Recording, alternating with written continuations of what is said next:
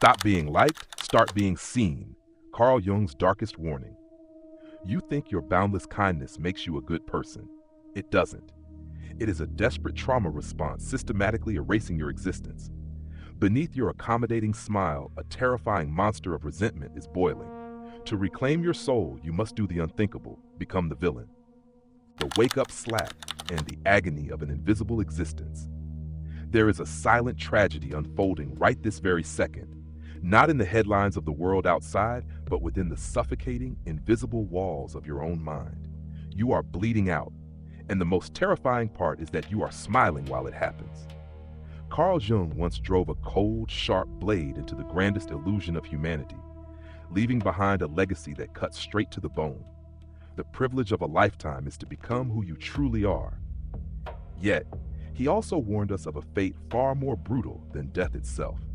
It is the creeping, quiet agony of being universally liked, but never, not even for a single moment, being truly seen. The inner multiverse warmly welcomes you to a space where we tear down the comforting lies we tell ourselves just to survive. If you are ready to confront the unspoken shadows of your mind and step out of the illusion, please hit the subscribe button to support the channel and give us the motivation to continue delivering these profound psychological awakenings. Now I need you to stop. Stop running, stop pretending, and listen to the brutal truth. You have spent your entire life clinging to the desperate belief that you are a good person, a kind soul, a forgiving martyr. You yield. You soften your voice when your soul desperately wants to scream. You take a step back so that everyone else can stand in the spotlight. You violently swallow your refusals, choking on them, only to spit out obedient, agreeable nods. You wear your easygoing nature like a shiny badge of honor, proud that you are never a burden, proud that you are the safe harbor everyone docks at when their storms hit. But deep down, in a desolate, freezing corner of your soul that no one is allowed to touch, you know the harrowing truth. You are completely and utterly exhausted. This is not the weariness of flesh and bone. It is an acidic, soul-eroding fatigue that stems from the realization that your entire life is nothing but a relentless performance, an endless, unscripted play where you never get to leave the stage. Think about those lonely, agonizing hours of the night, when the darkness closes in, when the audience is finally gone and there is no one left to appease. Your mask hits the floor.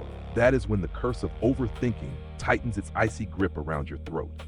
You relentlessly chew on a casual conversation from that morning, agonizing over whether a slight misstep in your tone offended someone. You dissect every fleeting glance, every subtle frown from your colleagues, your lover, your family. An invisible terror crushes your chest, the primal fear of being judged, the terror of being marginalized, and ultimately the dread of being abandoned. And so, driven by this profound terror, you willingly walk into your own emotional imprisonment. You built the walls brick by brick, you forged the iron bars, and you are the one who voluntarily turned the key from the inside. You romanticize this self-imposed prison and call it kindness. But psychology does not call it compassion. Psychology calls it a cowardly surrender to your own ego. Your relentless need to please does not make the world a better place. It is systematically erasing your existence from the face of the earth. You have become a self-eraser, a phantom deliberately scrubbing away its own features just to fit perfectly into the restrictive, suffocating frames others have drawn for you. You trade your authentic, roaring voice for hollow, polite applause and shallow, transactional smiles. The first wake-up slap you must take today is this ruthless reality. Your boundless compliance does not earn you respect. It only guarantees your convenience to others. When you refuse to stand up and fiercely defend your own borders, you broadcast a tragic signal to the universe that you are inherently worthless. You tell them that your boundaries are nothing but chalk lines in the rain, free to be trampled upon by anyone passing by. You exist merely as an invisible silhouette, hidden beneath the flawless veneer of obedience. You have spent a lifetime ensuring that everyone else is perfectly happy, except for you. The absolute agony of an invisible existence does not lie in the fact that the world fails to see you. The true, unspeakable horror lies in the moment you stand before a mirror, look deeply into the glass, and realize with a chilling certainty that you have absolutely no idea who the stranger staring back at you is, the genesis of the phantom. To understand how you became this stranger in the mirror, we must first travel back to the exact moment you learned that your authentic self was not safe to express. You were not born a hyper-vigilant mind reader, nor did you come into this world carrying the heavy, suffocating responsibility of managing everyone else's emotions. You were born loud, messy, demanding, and fiercely authentic. But somewhere along the fragile timeline of your childhood, a devastating transaction took place. You were taught, either through explosive anger, cold withdrawal, or the subtle sighs of disappointed caretakers, that your natural state was simply too much. You learned that love was not a birthright. It was a heavily taxed currency, and the only way to earn it was through absolute compliance. Think back to the ghosts of your past.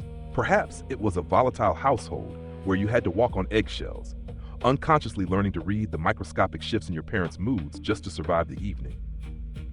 Or maybe it was a quiet, emotionally barren home where the only time you were noticed, praised, or held was when you achieved something, when you were quiet, when you were good. You quickly deciphered the tragic mathematics of conditional love. The less space you took up, the more you were rewarded. You amputated the parts of your personality that were deemed inconvenient, rebellious, or loud. You buried your anger, you swallowed your sadness, and you molded yourself into whatever shape the room required you to be. This was not a conscious choice. It was a desperate, primal survival strategy orchestrated by a terrified child. You became the peacemaker, the invisible glue holding broken adults together, the golden child who never asked for a single thing. But a child cannot distinguish between a temporary survival tactic and a lifelong identity. The mask you put on to survive your formative years fused to your skin, slowly becoming the face you presented to the world. You carried this trauma response into your adult friendships, your romantic relationships, and your career. You convinced yourself that you are naturally selfless, entirely unaware that your selflessness is actually a deeply ingrained trauma response. Every time you say yes when your soul is screaming no, you are recreating that same childhood dynamic. You are still that frightened child, desperately trying to manipulate the environment into safety by being flawless, agreeable, and endlessly useful.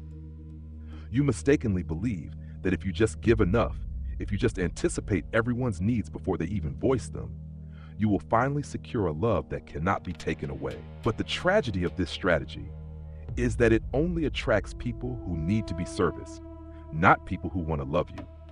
You have constructed an identity built entirely on utility. And the heartbreaking result is that people do not love you for who you are. They love you for what you can do for them. The boiling poison of suppressed resentment. But this survival mechanism you forged in your youth has now mutated into a slow-acting poison, breeding a silent, terrifying monster beneath your skin, resentment. You cannot chronically abandon yourself for the sake of others without eventually hating the people you are saving, and ultimately, hating yourself. Society paints the chronic people pleaser as a saint, a martyr of endless patience and boundless generosity. But let us strip away the polite vocabulary.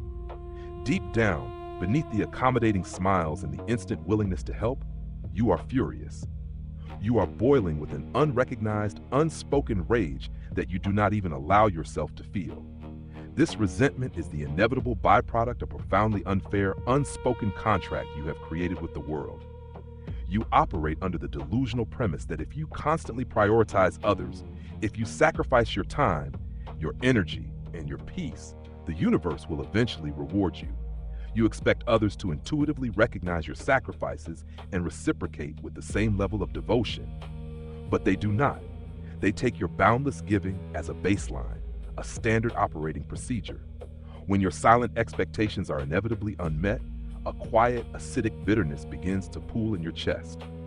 You wonder why no one asks how you are doing. You wonder why, in a room full of people you have helped, you feel so entirely isolated. Because you refuse to express this anger verbally, it finds other darker ways to speak. It leaks out in passive-aggressive comments, in silent treatments, in heavy, dramatic sighs, or in sudden, unpredictable explosions over trivial things. More often than not, however, you turn this fury inward. The body always keeps the score.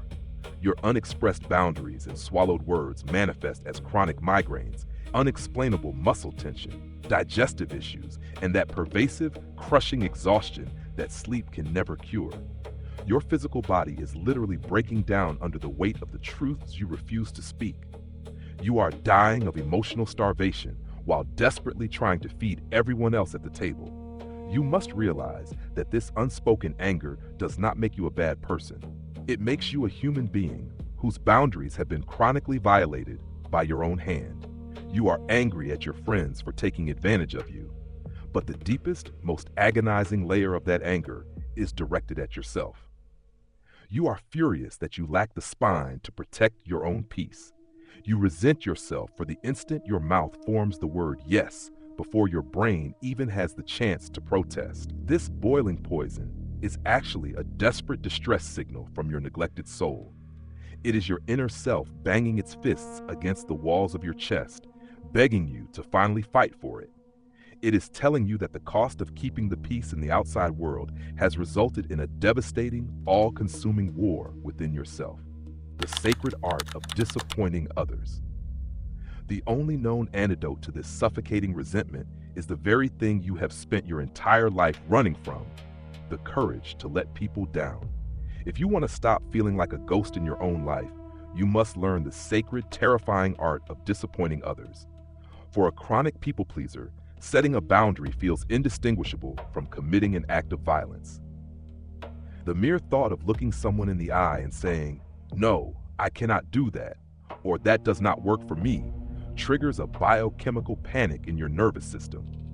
You are utterly terrified that the moment you stop being useful, the moment you cause even a fraction of inconvenience, you will be abandoned. Let them abandon you. This is the second brutal truth you must swallow today.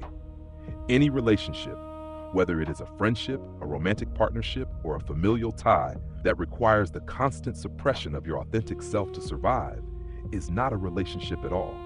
It is a hostage situation. When you finally start setting boundaries, you will inevitably upset people. They will call you selfish. They will accuse you of changing.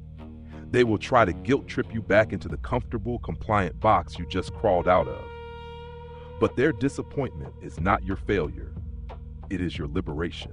Their anger is merely a reflection of their lost access to your endlessly exploitable energy. You are not responsible for managing their emotional reaction to your newly found self-respect.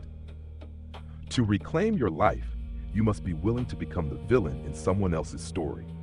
You must embrace the heavy, uncomfortable emotion of guilt. For so long, you have treated guilt as an alarm bell signaling that you have done something terribly wrong.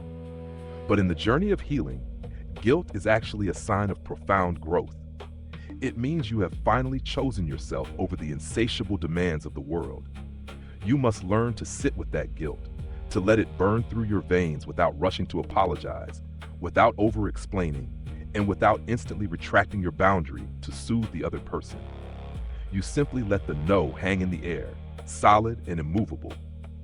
This is the psychological integration of your shadow, as Jung would call it. It is the conscious reclaiming of your right to be difficult, to be unavailable, to be messy, and to be entirely unapologetic about your own needs. You must stop trying to be a good person and start striving to be a real whole person. A whole person has sharp edges. A whole person has locked doors and heavily guarded gates. When you strip away the desperate need to be universally liked, you stop being a mirror reflecting everyone else's desires, and you finally become a three-dimensional entity. You trade the fragile, hollow illusion of safety for the raw, unshakable power of sovereignty, the rebirth of the sovereign soul.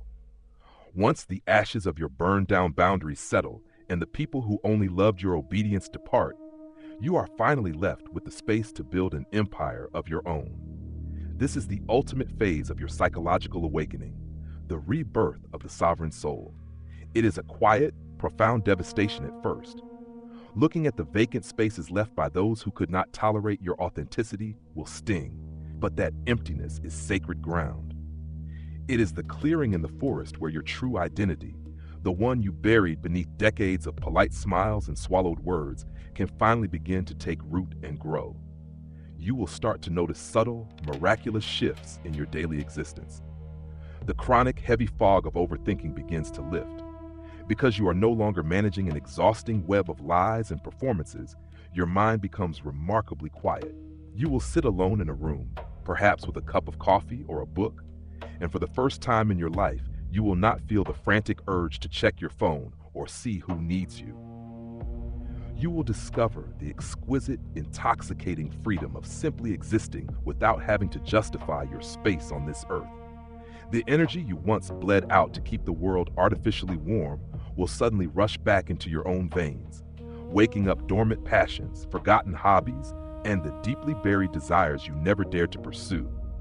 As you step into this authentic power, you will no longer seek external validation because you have become the sole author of your own worth. You will no longer measure your value by how much you can endure, how much you can sacrifice, or how conveniently you can fold yourself to fit into someone else's pocket. You will look into that same mirror that once terrified you. But this time, the eyes looking back will not belong to a terrified, exhausted phantom. They will belong to someone you deeply respect. Someone who stood in the fire of their own fears, confronted the terror of abandonment, and decided that their soul was worth fighting for. This journey is not about becoming cold, callous, or cruel. It is about transforming your weak, transactional kindness into something vastly more powerful, fierce, authentic compassion. When you finally say yes from a place of wholeness rather than a place of fear, your generosity becomes a genuine gift rather than a desperate bribe for love. The privilege of a lifetime is indeed to become who you truly are. It is the terrifying, beautiful process of shattering the mold of the good person to reveal the breathtaking masterpiece of a real human being underneath. Let the world be disappointed. Let the critics whisper. Let the uncomfortable silence stretch. You are no longer living for the applause of an audience that does not even know your real name. You are finally awake, stepping out of the shadows and taking your rightful, unapologetic place in the sun. And finally, conclusion. To heal from the chronic disease of people-pleasing is to embark on the most terrifying yet liberating journey of your life. It requires you to confront the devastating childhood programming that convinced you your worth was inextricably tied to your utility. For years, you have operated under the illusion that endless self-sacrifice would eventually earn you unconditional love, only to find yourself drowning in a sea of unspoken resentment, emotional starvation, and sheer physical exhaustion. You became a ghost, haunting your own life while tirelessly servicing the demands of everyone else. However, the path to true sovereignty demands the absolute destruction of this false self. It requires the profound courage to let people down, to sit with the agonizing burn of guilt without rushing to fix it, and to recognize that any relationship demanding the suppression of your truth is merely a hostage situation. As you bravely establish your boundaries, you will inevitably lose those who only loved your endless compliance. Yet, in the clearing left by their departure, you will finally unearth your authentic identity. You trade the hollow, fragile validation of the crowd for the unshakable, deeply rooted peace of self-respect. Ultimately, stepping out of the shadow of people-pleasing does not make you a villain. It makes you a whole, integrated human being. It transforms your desperate, transactional compliance into genuine, fierce compassion, allowing you to finally live not as an invisible mirror to the world's demands, but as the unapologetic author of your own existence. The profound lesson: true kindness cannot exist without boundaries. When you constantly say yes out of fear, guilt, or a desperate need for external approval, your generosity is not a genuine gift. It is a trauma response and a transactional plea for love. The ultimate lesson is that your primary responsibility is not to keep the world comfortable, but to keep your own soul intact. Disappointing others is not a moral failure. It is a psychological and spiritual necessity for protecting your peace, preserving your energy, and honoring your authentic self. Practical application. To apply this to your life right now, you must strategically dismantle your automatic reflex to please. Starting today, implement a mandatory time day before responding to any request, favor, or invitation. Erase the immediate yes from your vocabulary and replace it with, "Let me check my schedule and get back to you," or I need to think about that.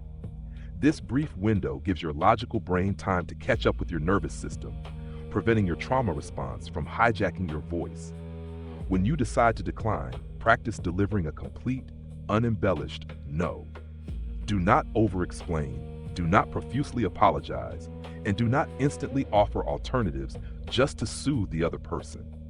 Simply state your boundary, let the discomfort of their disappointment hang in the air, and sit with the guilt until it passes. Start small with minor inconveniences, and gradually build the emotional muscle required to protect your peace in larger relationships. Question for discussion. What is one specific situation or relationship in your life right now where you know your soul is screaming no, but you have been too afraid to say it? Please share your thoughts and experiences in the comments section below so we can all learn from and support one another's perspectives. Call to action. If this message resonated with you and brought value to your journey, please subscribe to the channel. Your support is incredibly appreciated and gives us the motivation to continue creating deep, meaningful content like this for you in the future.